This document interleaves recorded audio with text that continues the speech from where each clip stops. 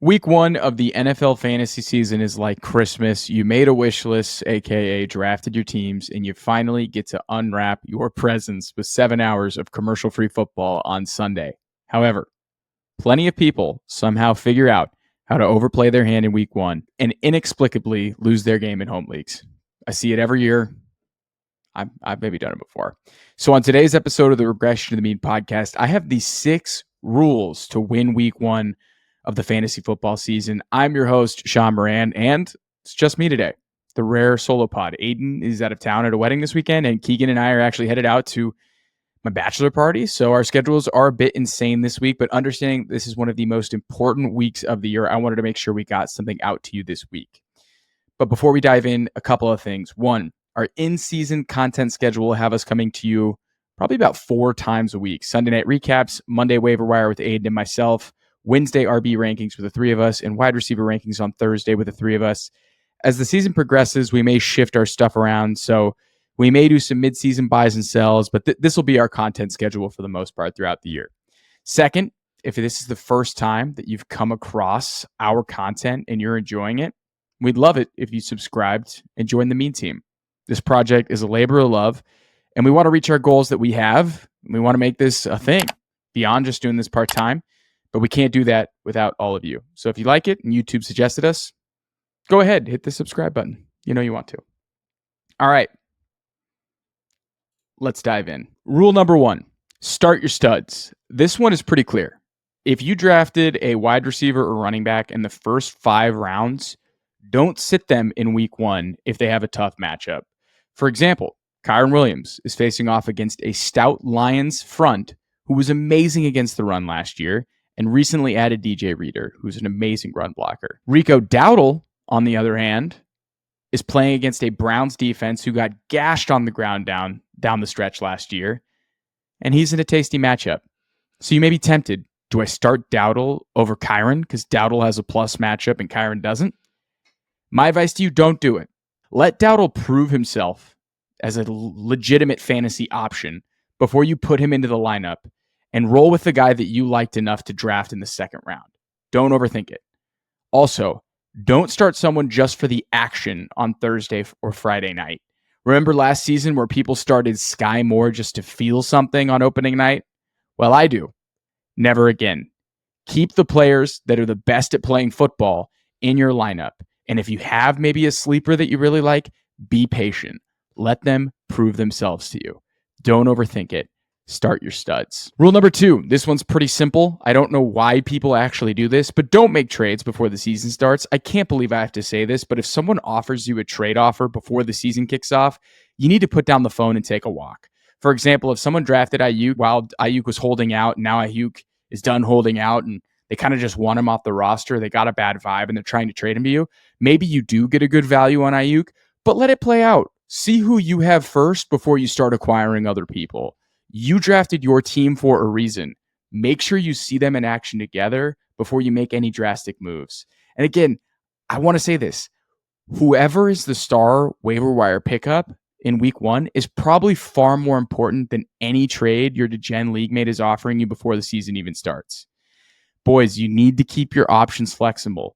Don't commit to anything early. The fantasy season is a moldable ball of clay. The draft is one part, the waivers is another, and so are trades. But those come later in the year when you know what you actually need versus, oh, this was a good ADP value. I'll add him to the team.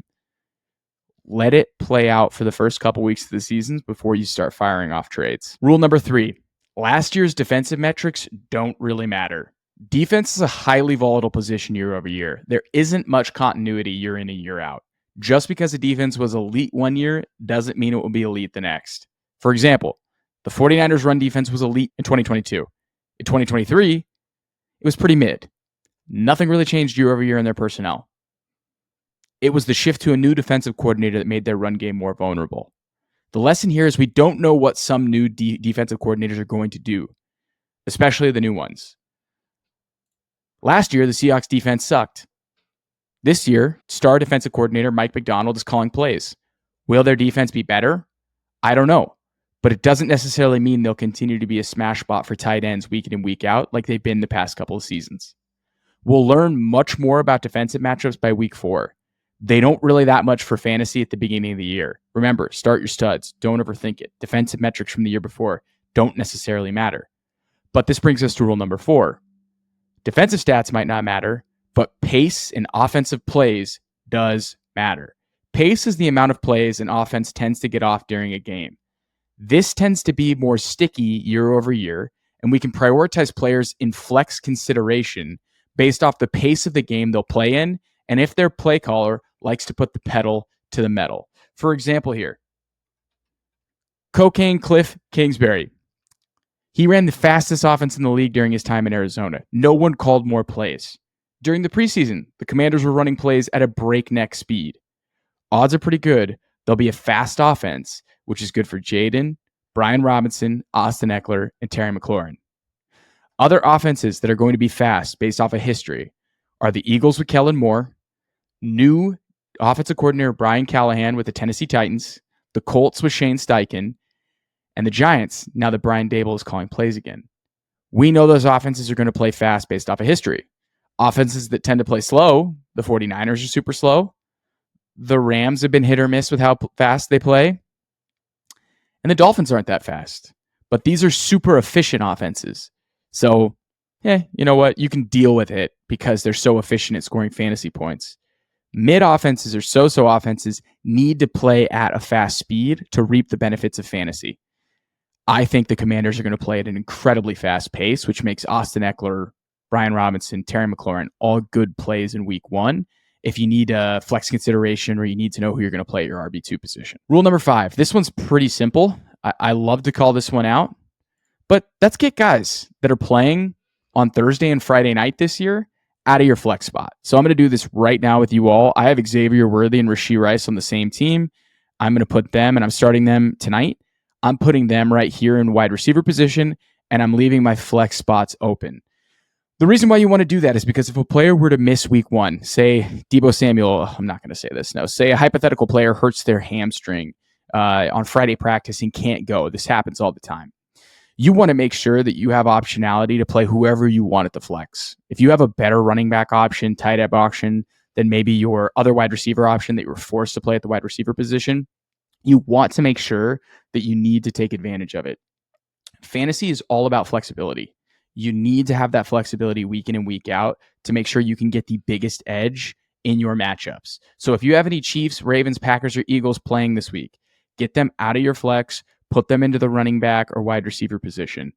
You don't want to get locked in. You want to make sure you can always set the best possible offense. Rule number 6, if you have an IR spot, use it to your advantage to stash a high upside rookie. So I'm a big fan of the IR spot. I think it gives you a ton of flexibility year in and year out. This is a league that I have, a home league, where I drafted Jonathan Brooks. After the draft, I immediately put Brooks on my IR, and I went to go pick up potentially someone here that could be the leading player of the waiver wire in week 1. I like Kamani Vidal. I really like Jalen McMillan as sleepers. I picked up Jalen McMillan to get ahead of week 1 waiver wire. Now, he might be nothing, and I might be dropping him, but I want to try and get in front of the waiver wire so I don't have to blow my fab on the high priority guys. Like, think of the advantage that you would have had last year if you were able to scoop up Kyron or Puka before they exploded. You had all that fab in your back pocket then to go get Jerome Ford if he was out there on the waivers, which would have made your team essentially a super team. So again, if you have someone who is on the IR, like Jonathan Brooks, like TJ Hawkinson, like Nick Chubb, put them on the IR if that's in your league and go pick someone up. If you have someone who might miss week 1, maybe you have Marshawn Lloyd who has his hamstring issue, who might not play on Friday night. If he goes out and he gets that designation, put him on the IR, go pick up somebody. Hell, if you have a guy that you may think might miss week 1, drop your defense or kicker and pick up a potential stud rookie and wait to see if how this guy ends up playing out, right? Pick up that defense later. The defense doesn't necessarily matter. You should be streaming defenses anyway. So give yourself peak optionality to pick up guys that you think have the potential to really make a difference in your lineup as potential sleepers. So if you have a guy who could be IR eligible, these are some of the players I like: Jalen McMillan, Bucky Irving, Kamani Vidal, Jordan Mason, or Jaleel McLaughlin. Get in front of it now and reap the benefits of saving your fab or your waiver priority later in the season. So those are the 6 rules. Start your studs. Don't make trades before the season starts. Last year's defensive metrics don't really matter. However, pace does. Get Thursday and Friday night guys out of your flex. And if you have an IR spot, use it to your advantage to stash a high upside rookie or dart throw. Look, week 1 is fun. You never know how it's going to go. There are going to be plenty of surprises as we learn who the stars and busts of the NFL season are. But you want to make sure you give yourself the flexibility to take advantage of week 1. Dunk on your best friends, your college roommates. If you're playing your mom, hey, we love mom, but you don't got to let her win. All right, boys, that is going to be it for today's show.